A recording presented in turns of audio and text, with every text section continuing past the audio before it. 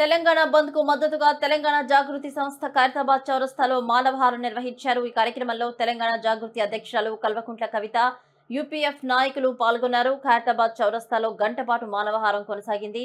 ఈ సందర్భంగా కవిత బీసీలకు రిజర్వేషన్లు సాధించే వరకు జాగృతి పోరాటం కొనసాగుతుందని, బీసీ ఉద్యమం దేశవ్యాప్తంగా ప్రభావం చూపుతుందని తెలిపారు.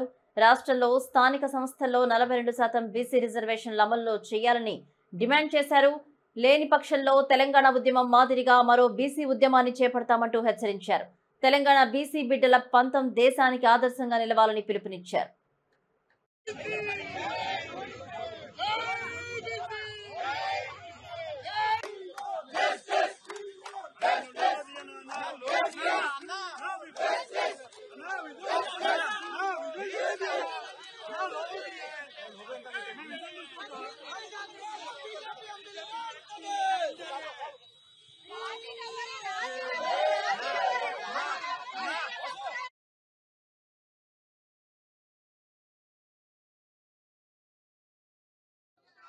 ఇవాళ తెలంగాణ రాష్ట్ర వ్యాప్తంగా ఉన్నటువంటి బీసీ బిడ్డలందరూ కూడా తమకు రిజర్వేషన్ కావాలని డిమాండ్ చేస్తున్న విషయం మీకు తెలిసిందే.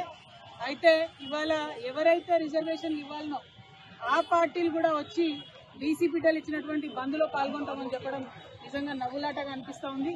ఇవ్వాల్సినటువంటి భారతీయ జనతా పార్టీ, దొంగ జీవోలు ఇచ్చిన మోసం చేసినటువంటి కాంగ్రెస్ పార్టీ, వీళ్ళు కూడా బంద్లో మేము పాల్గొంటా ఉన్నామంటే చాలా దారుణంగా ఉంది. అంతకుడే నివాళులు అర్పించినట్టుగా అనిపిస్తా ఉంది. బీసీ బిడ్డల్ని మీరు మోసం చేయొద్దు. మీరు అనేక కాదు, స్వతంత్రం వచ్చినప్పటి నుంచి అనేక సందర్భాలు ఎప్పుడు బీసీల reservation issue ముందొచ్చినా Bharatiya Janata party, Congress party పదే బీసీలను మోసగించారు. ఇంకా కుదరదు. ఇప్పుడు తెలంగాణ బీసీ బిడ్డలు పట్టుబట్టిండ్రు. ఈ తెలంగాణ బీసీ బిడ్డల పంతం దేశవ్యాప్తంగా ఉన్నటువంటి బీసీలకు కూడా లాభం జరిగేటటువంటి అంశం తప్ప ఇంకోటి కాదు. ఎట్లా అయితే తెలంగాణ ఉద్యమం చేసినామో మరో బీసీ తెలంగాణ ఉద్యమం చేపడతాం. ఖచ్చితంగా 42% రిజర్వేషన్ సాధించేంత వరకు కూడా వెంటబడతాం. ఇవాళ తెలంగాణ జాగృతి యునైటెడ్ పూలే ఫ్రంట్ ఆధ్వర్యంలో ఖైరతాబాద్ చౌరస్తా అంతా కూడా బంద్ చేస్తున్నాం. పెద్ద ఎత్తున ఇవాళ బంద్ని జయప్రదం చేయవలసిందిగా ప్రజాస్వామ్యవాదులందరినీ కూడా నేను కోరుతా ఉన్నాను. ఎందుకంటే పదే రాజకీయ పార్టీలు ఒక వర్గాన్ని మోసం చేయడం మంచిది కాదు. ఈ మోసాన్ని ఎండగడుతూ ఇవాళ బంద్ చేస్తున్నారు. కాబట్టి అందరం కూడా మద్దతు ఇవ్వాలని చెప్పి ప్రజాస్వామ్యవాదులందరినీ కూడా నేను కోరుతూ ఉన్నాను. తీర్పుని ఏ విధంగా చూస్తారు? ప్రధానంగా ఒకటండి, హైకోర్టులు, సుప్రీంకోర్టు ఎప్పుడైనా బీసీలకు వ్యతిరేకంగానే తీర్పులు ఇచ్చినాయి. ఎందుకంటే ప్రభుత్వాలు ఆ తీర్పులు అట్లా రాకుండా సాంకేతిక పరమైనటువంటి అంశాల మీద క్లారిటీ ఇవ్వలేదు ఎప్పుడు గవర్నమెంట్. ఉదాహరణకు మన తెలంగాణ రాష్ట్రంలోనే సరైనటువంటి జనగణన జరగలేదు, సరైనటువంటి ఎన్యూమరేషన్ జరగలేదు, సరైనటువంటి dedicated BC commission rules follow అవ్వలేదు. అవన్నీ అయి ఉంటే కోట్లలో నిలబడేది.